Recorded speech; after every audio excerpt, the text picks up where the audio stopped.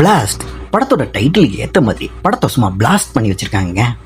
இந்த படம் ஒரு தரமான ஆக்ஷன் ஃபேமிலி ட்ராமா தாங்க. வரப்போகிற பக்ரீத் பண்டிகையை முன்னிட்டு ஃபேமிலியாக தேட்டருக்கு போய் ஒரு படம் பார்க்கணும் அப்படின்னு சொல்லி நீங்கள் எதிர்பார்த்துட்டீங்கன்னா ஜாலியாக என்ஜாய் பண்ணி பார்க்க வேண்டிய ஒரு சூப்பரான படம் தாங்க இது. சரி வாங்க வீடியோக்குள்ளே போகிறதுக்கு முன்னாடி நீங்கள் இப்போ தான் நம்ம சேனலுக்கு ஃபஸ்ட் டைம் வந்தீங்கன்னா சப்ஸ்கிரைப் பண்ணிவிட்டு அப்படியே பக்கத்தில் இருக்க பெல் ஐக்கானை கிளிக் பண்ணிக்கோங்க. அப்படியே கமெண்ட் செக்ஷனில் ஹைப்பையும் கொடுத்தீங்கன்னா இந்த வீடியோ இன்னும் நிறைய பேருக்கு போய் சேரும். கொடுப்பீங்கன்னு நம்புகிறேன். சரி வாங்க வீடியோக்குள்ளே போகலாம்.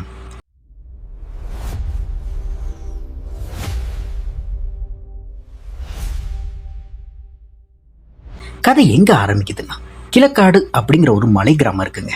அந்த கிராமத்தில் கிட்டத்தட்ட 600லேருந்து 800 குடும்பங்கள் ரொம்ப நிம்மதியாக வாழ்ந்துட்டு வராங்க. ஆனால் அந்த மலையும் அங்கே இருக்கிற ஒட்டுமொத்த மக்களையும் அழிச்சிட்டு அந்த காட்டோட கனிம வளங்களை திருடணும் அப்படின்னு சொல்லி வருண் தயாளன் அப்படின்ற ஒரு பெரிய கார்பரேட் பிஸ்னஸ்மேன் பிளான் பண்ணுறான். இவன் சாதாரணமான ஆள் இல்லைங்க. இந்தியாவோட டாப் மோஸ்ட் பணக்காரர்களில் ஒருத்தன். டெக்ஸ்டைல் மற்றும் மினரல் கம்பெனியோட எம்டி. ஆனால் இவனோட உண்மையான பிஸ்னஸ் என்ன தெரியுமா? மக்களுக்கு தெரியாமல் ஆறு, ஏரி, குளம், காடுகளில் இருக்கிற இயற்கை வளங்களை திருடி வெளிநாட்டுக்கு எக்ஸ்போர்ட் பண்ணுறது தாங்க. இந்த கார்பரேட் அநியாயத்துக்கு உடந்தையா இருக்கிறது யாருன்னு பார்த்தா நம்ம பொதுத்துறை வனத்துறை அமைச்சர் தாங்க. அந்த பிஸ்னஸ்மேன் தயாளன் அமைச்சருக்கு 1000 கோடி ரூபாய் லஞ்சம் கொடுக்குறாங்க. அந்த பணத்தை வாங்கிட்டு அமைச்சர் என்ன சொல்றாரு தெரியுமா? எனக்கு 1000 கோடி ரூபாய் கொடுத்துட்டா போதும், நீ 800 இல்லை 8000 குடும்பத்தை வேணா அழிச்சுக்கோ, அதை பற்றி எனக்கு எந்த கவலையும் இல்லை அப்படின்னு அசால்ட்டா அப்ரூவல் கொடுத்துட்டாருங்க. இப்படி ஒரு பக்கம் கார்பரேட் மைனிங் பிளான் பயங்கரமாக போயிட்டு இருக்க, இன்னொரு பக்கம் நம்ம ஹீரோட ஃபேமிலியை காட்டுறாங்க.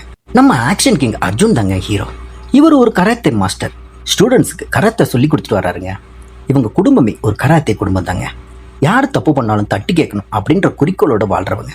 வீட்டில் அர்ஜுன், அவரோட மனைவி அபிராமி, அவங்களோட 10 வயசு மக நிலா, அப்புறம் அர்ஜுனோட தம்பியா விவேக் பிரசன்னா இருக்காருங்க. ராமராஜுக்கு இன்னும் கல்யாணம் ஆகலை. அவர் ஒரு மெடிக்கல் ஷாப் வச்சுட்டு நடத்தி வர்றாரு. 4 பேருமே ஒரே வீட்டில் கூட்டு குடும்பமாக வாழ்றாங்க.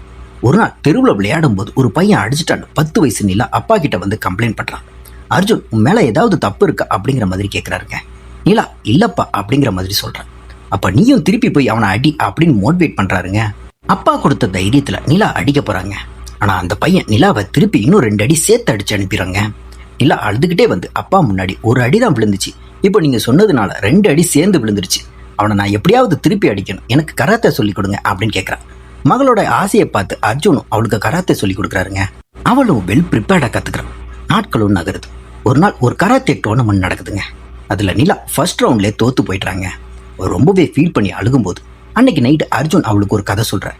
நானும் ஆரம்பத்தில் கராத்தே கற்றுக்கும் போது முதல் ரவுண்ட்லேயே தோற்று போனவன் தான். ஆனால் அந்த ஒரு தோல்வி எனக்கு வாழ்க்கையில் பெரிய பாடத்தை கற்றுக் கொடுத்துச்சு. அதுக்கப்புறம் இன்னைக்கு வரைக்கும் நான் தோற்றதே இல்லை. நாளைக்கு நடக்க போகிற மேட்ச்சில் நீ கண்டிப்பாக ஜெயிக்கணும், அதுக்கான ப்ராக்டிக்ஸை இப்போவே ஸ்டார்ட் பண்ணு அப்படின்னு சொல்கிறாருங்க. அன்னைக்கு நைட்டே ப்ராக்டிஸ் பண்ணி அடுத்த நாள் டோர்னமெண்ட்டில் நிலா சும்மா பிச்சு உதறாங்க. அந்த கையோடைய அன்னைக்கு ஸ்ட்ரீட்டில் தன்னை அடித்தான் பார்த்தீங்களா ஒரு பையன், அவனையும் போய் நல்லா வெளுத்து வாங்குறாங்க. ஆனால் பொண்ணு இப்படி சண்டை போடுறது அவங்க அம்மா அபிராமிக்கு சுத்தமாகவே பிடிக்கல. நீ தான் கராத்தேன்னு ஓடுற, இப்போ உன் பொண்ணை இப்படி வளர்த்து வச்சிருக்கே, இதெல்லாம் நியாயமா அப்படிங்கிற மாதிரி கேட்குறாங்க. அதுக்கு அர்ஜுனும் ஒரு பொண்ணை எல்லா நேரத்துலையும் எல்லாராலையும் பாதுகாக்க முடியாது, அவளுக்கு அவள் தான் பாதுகாப்பு, அதனால தான் என் பொண்ணை புலி மாதிரி வளர்க்குறேன் அப்படின்னு செம மாசா பதில் சொல்கிறாருங்க. கட் பண்ணா சில வருஷங்களுக்கு அப்புறம் காட்டுறாங்க. நிலாவு இப்போ காலேஜ் எல்லாம் முடிச்சுட்டு ஒரு ஐடி கம்பெனியில் வேலைக்கு சேர்ந்து போயிட்டு வராங்க. அப்பாவும் கராத்தே கிளாஸை கண்டினியூ பண்ணுறாரு. சித்தப்பா மெடிக்கல் ஷாப்பை ரன் பண்ணுறாரு. அம்மா ஹவுஸ் ஒய்ஃபாக இருக்காங்க. குடும்பம் ரொம்ப ஸ்மூத்தாக போயிட்டு இருக்குங்க. ஒரு நாள் நிலா வேலை செய்கிற கம்பெனி மேனேஜர் நிலா கிட்ட தப்பா நடக்க ட்ரை பண்ணுறான். அவ்வளவுதாங்க, நம்ம நிலாவோட கராத்தே விஸ்வரூபம் அங்கே வெளியே வருது. அவனை போட்டு சும்மா வெளுன்னு வெளுத்து எடுக்கிறான். அப்போதான் தெரியுது அந்த மேனேஜர் ஏற்கனவே கம்பெனியில் இருக்கிற நிறைய பெண்களுக்கு தொந்தரவாக இருந்திருக்கான் அப்படிங்கிற மாதிரி. இதனால கம்பெனி பெண்கள் எல்லாருமே நிலாவுக்கு ரொம்ப தேங்க்ஸ் சொல்கிறாங்க. இன்னொரு நாள் நிலா ஆஃபீஸ் முடிச்சுட்டு பஸ்ஸில் வரும்போது ஒரு ரவுடி பையன் ஒரு வயசான அம்மா கிட்ட வந்து உன் பையனை கடத்தி வச்சிருக்க, நீ வாங்கின நிலப்பத்திரத்தை கொடுத்தா மட்டும்தான் உன் பையனை விடுவேன் அப்படின்னு சொல்லி பிளாக்மெயில் பண்ணுறாங்க. இதை பார்த்த நிலா அங்கேயும் போகுது அந்த அநியாயத்தை தட்டி கேட்குறான். ஏன்னா அர்ஜுன் சின்ன வயசுலேருந்து நிலாவுக்கு ஒன்று சொல்லி கொடுத்து வளர்த்துருக்காருங்க. அது என்னன்னா, நமக்கு தெரிஞ்சவங்களுக்கு உதவி செய்கிறது வழக்கம் தான். ஆனால் யார் என்னன்னே தெரியாத ஒருத்தருக்காக நியாயத்தோட பக்கம் போய் நிற்கிறது தான் உண்மையான தர்மம். அதைத்தான் நிலா ஃபாலோ பண்ணுறாங்க. ஆனால் இதனால் ஃபியூச்சரில் பொண்ணுக்கு ஏதாவது ஆயிடுமோ அப்படின்னு சொல்லி அவங்க அம்மா அபிராமி தினமும் வீட்டில் சண்டை போட்டுக்கிட்டே இருக்காங்க. இப்போ கதை வில்லன் வருண் தயாளன் பக்கம் திரும்புதுங்க. அமைச்சருக்கு கொடுக்க வேண்டிய 1000 கோடி ரூபாய் பிளாக் மணியை துபாய்க்கு அனுப்பி அதை ஒயிட் மணியா மாற்ற ஒரு கிரிமினலோட ஹெல்ப்பை கேட்குறாங்க. அவன் பேரு தான் அப்ராம். இவன் சாதாரண ஆள் இல்லைங்க, இல்லீகல் பிளாக் மணி மாஃபியாவோட ஹெட்டு. சிபிஐ போலீஸ் எல்லாம் தேடிட்டு இருக்க பயங்கரமான கிரிமினல். இந்த 1000 கோடி ரூபாய் டீலை கன்ஃபார்ம் பண்ணுறதுக்காக துபாய் டீலர் அபிராம் கிட்ட ஒரு 100 ரூபாய் நோட்டை கொடுக்குறாங்க. இந்த 100 ரூபா நோட்டை துபாயில காட்டினாதாங்க பிளாக் மணியை ஒயிட் மணியா மாத்தி தருவான் அப்படிங்கிற மாதிரி சொல்றான். அந்த நோட்டோட அபிராம் நாளைக்கு துபாய் கிளம்ப பிளான் பண்றான். ஆனா இங்க தாங்க ஒரு ட்விஸ்ட்டை கொடுக்குறாங்க. கார்த்திகேயன் அப்படின்ற ஒரு சோசியல் மீடியா பிரஸ் நபர் வருண் தயாளனோட இந்த மினரல் திருட்டு பிளானை மோப்பம் பிடிச்சி ஆதாரங்களோட வெளியே கொண்டு வர பாக்குறாங்க. ஆனா வருண் தயாளன் அவனோட லோக்கல் ரவுடி கிருபாகரன் என்பவனை வச்சு கார்த்திகேயனையும் அவனோட ஃபேமிலியும் கொடூரமா கொலை பண்றான். இந்த நியூஸ் பரபரப்பா போயிட்டு இருக்குங்க. ஆனா வில்லன் வருண் ரொம்பவே சந்தோஷமா இருக்கான். இதற்கிடையில தான் டோபி அப்படின்னு ஒரு ரவுடி கேரக்டருங்க. இவன் செயின் ஸ்நாச்சிங் கேஸ்ல ஜெயில இருந்து இப்பதாங்க வெளியே வந்திருக்கான். வீட்டுக்கு போனா பொண்டாட்டி, நீ இப்படி ஜெயிலுக்கு போனா குடும்பத்தை யாரு பாத்துக்கிறது அப்படிங்கிற மாதிரி சண்டை போடுறான். கடுப்பான டோபி அவனோட ஃப்ரெண்டுக்கு ஃபோன் பண்ணி, மச்சான் இவ கூட ஒரு டார்ச்சரா இருக்குடா, எனக்கு ஏதாவது வேலை வாங்கி கொடு அப்படிங்கிற மாதிரி கேட்கறான். அவனோட ஃப்ரெண்டு, எங்க அண்ணன் கிருபாகரன் பெரிய லோக்கல் ரவுடி, அவன்கிட்ட உன்னை வேலைக்கு சேர்த்து விடுறேன் அப்படின்னு சொல்லி சொல்றான். அதே மாதிரி துபாய் கிளம்ப வேண்டிய அபிராம் அன்னைக்கு நைட்டு பயங்கரமா பார்ல குடிச்சிட்டு கார் ஓட்டி நடு ரோட்ல பாலத்துல ஆக்சிடென்ட் பண்ணிடுறான். அங்க வந்த போலீஸ் அவன் யாருன்னு தெரியாம ஹாஸ்பிட்டல்ல அட்மிட் பண்றாங்க. வருண் தயாளனும் அபிராமுக்கு போன் பண்ணிக்கிட்டே இருக்கான். ஆனா போன் கார்லயே கிடக்குது. அப்புறம் தாங்க தகவல் தெரிய வருது, அபிராம் ஹாஸ்பிட்டல்ல இருக்கான் அப்படிங்கிற மாதிரி. போலீஸுக்கு அவன் யாருன்னு தெரிஞ்சா நம்ம பிசினஸ் க்ளோஸ் ஆயிடும் அப்படின்னு சொல்லி பயந்து வருண் தயாளன் கிருபாகரனை வச்சு அபிராம ஹாஸ்பிட்டல்ல இருந்து தூக்க ஆட்கள் அனுப்புறான். ஆனா அங்க போலீஸ் இன்ஸ்பெக்டர் இருக்கவே ரவுடிங்க கத்தியும் அருவாளமா வரதை பார்த்துட்டு இன்ஸ்பெக்டர் துப்பாக்கியால அபிராமையோட காலை சுற்றாடுங்க. ரவுடிங்க சிதறி ஓடுறாங்க. இன்ஸ்பெக்டர் வீட்டுக்கு கிளம்பும் போது, இவன் கண் முழிச்ச உடனே எனக்கு கால் பண்ணுங்க, சைபர் கிரைம்ல இவன் யாருன்னு விசாரிக்கணும் அப்படின்னு சொல்லிட்டு போறாருங்க. ஆனா அடுத்த நாள் காலையில ஹாஸ்பிட்டல்ல இருந்து ஒட்டுமொத்த போலீஸையும் அடிச்சு போட்டுட்டு அபிராம் தப்பிச்சு போயிடுறாங்க.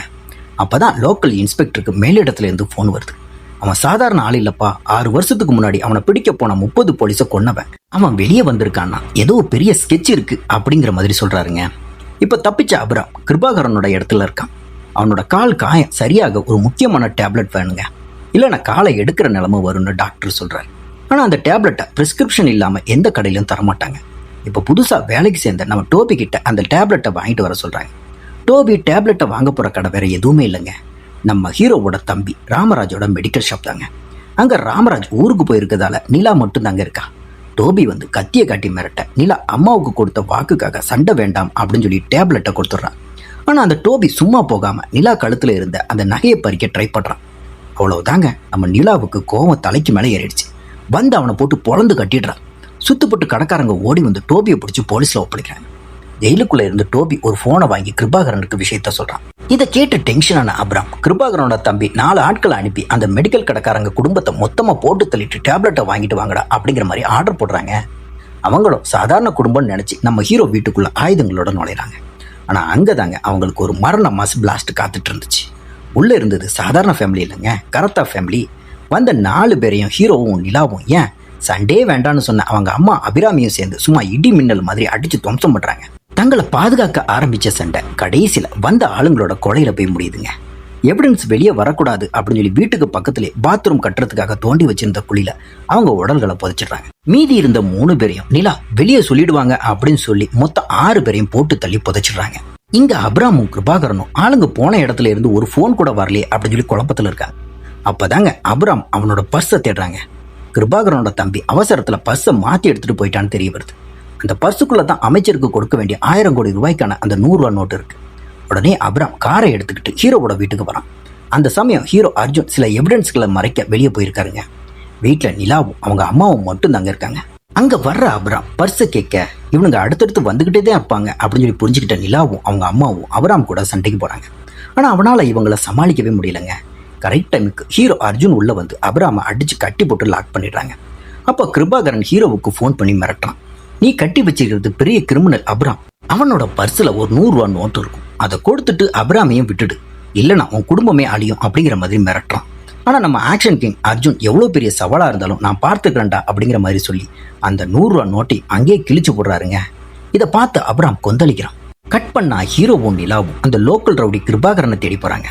அங்க வச்சுதான் அந்த 100 ரூபா நோட்டுக்கு பின்னாடி இருக்கிற 1000 கோடி ரூபாய் ஊழலும் அதன் மூலமா கிழக்காடு மக்கள் கிராமத்தை அழிக்க போற வருண் தயாளனோட மாஸ்டர் பிளானும் இவங்களுக்கு தெரிய வருதுங்க. தான் சொந்த மக்களையும் இயற்கை வளத்தையும் அழிக்க பார்க்குற இந்த கூட்டத்தை சும்மா விடக்கூடாது அப்படின்னு சொல்லி ஹீரோ முடிவு பண்றாரு. கராத்தே கிளாஸுக்கு வர்ற ஒரு போலீஸ் ஆபீசர் மூலமா இன்ஸ்பெக்டருக்கு அபிராம் பத்தின ரகசியங்களை பாஸ் பண்றாங்க. இன்னொரு பக்கம் கிருபாகரனையும் அவனோட ஆட்களையும் போட்டு தள்ளிட்டு கட்டி வச்சிருந்த மெயின் கிரிமினல் அபிராம கொலை பண்ணி அதே குழியில புதைச்சிடுறாங்க. கடைசியா இந்த சதிக்கெல்லாம் காரணமான மெயின் கார்பரேட் வில்லன் இருப்பான் தெரியுமா வருண் தயாளன், அவனையும் தேடி ஹீரோவும் அவரோட மகளும் டைரக்டா போறாங்க. 800 குடும்பத்தை அழிச்சு பிசினஸ் பண்ணலாம் அப்படின்னு நினைச்சியா? தட்டி கேட்க ஆள் இல்லைன்னு நினைச்சியா? நாங்க வந்துட்டோம்டா, உன்னால என்ன பண்ண முடியுமோ பண்ணிக்கோ அப்படின்னு சொல்லி சவால் விடுறாங்க. அங்க வில்லனோட ஆட்களும் நம்ம கராத்தே ஃபேமிலிக்கும் இடையில ஒரு பயங்கரமான அதிரடி சண்டை நடக்குதுங்க. சண்டையோட முடிவு கார்ப்பரேட் வில்லன் வருண் தயாளனை கொண்டு அந்த மலை கிராமத்தை காப்பாத்துறாங்க நம்ம ஹீரோவும் நிலாவும். வில்லன் வருண் தயாளனை முடிச்சுட்டு வீட்டுக்கு வந்த ஹீரோவோட ஃபேமிலி எதுவும் நடக்காத மாதிரி அவங்களோட நார்மல் லைஃபை வாழ ஆரம்பிக்கிறாங்க. 3 மாசத்துக்கு அப்புறம் டிவியில பிரபலமான தொழிலதிபர் வருண் தயாளனோட மரணம் இதுவரை போலீசாரால கண்டுபிடிக்க முடியாத ஒரு புரியாத புதிராவே இருக்கு அப்படின்னு சொல்லி சொல்றாங்க. அதை பார்த்து நிலாவும் அவங்க அப்பாவும் சிரிக்கிறாங்க.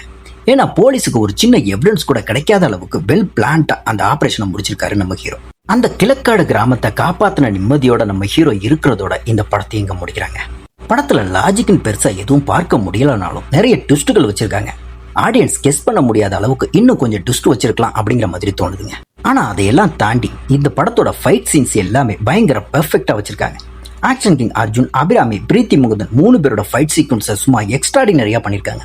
முக்கியமா அபிராமியும் பிரீத்தியும் ஆண்களுக்கு நிகராக சண்டை போட்டு பயங்கரமா பெர்ஃபார்ம் பண்ணிருக்காங்க. ஆக்ஷன் கிங் அர்ஜுன் பத்தி சொல்லவே தேவையில்லைங்க, ஃபைட்னாலே அவர் தான். படத்தோட கோர் மெசேஜ் ரொம்பவே சிம்பிள் தாங்க. நமக்கு தெரிஞ்சவங்களுக்கு உதவி செய்யறதை விட யார் என்னன்னே தெரியாத ஒருத்தருக்காக ரிஸ்க் எடுக்கிறது தான் உண்மையான தர்மம். அதை தாங்க இந்த படம் சொல்லுது. இந்த படத்தோட கதை நான் சொன்ன விதம் உங்களுக்கு பிடிச்சிருந்துச்சுன்னா கமெண்ட் செக்ஷன்ல இருக்கிற ஹைப் பட்டனை டச் பண்ணிட்டு மறக்காம பிளாஸ்ட் அப்படின்னு சொல்லி கமெண்ட் பண்ணுங்க. ஏன்னா என்னுடைய வீடியோ கடைசி வரைக்கும் முழுசா யார் யாரெல்லாம் பாக்குறீங்க அப்படின்னு எனக்கு அப்போதாங்க தெரியப்படும். நம்ம சேனலை இன்னும் சப்ஸ்கிரைப் பண்ணலைன்னா சப்ஸ்கிரைப் பண்ணிட்டு பக்கத்தில் இருக்க பெல் ஐக்கனை கிளிக் பண்ணிக்கோங்க. அடுத்த ஒரு சூப்பரான வீடியோவில் உங்களை சந்திக்கிறேன். Tata, bye by.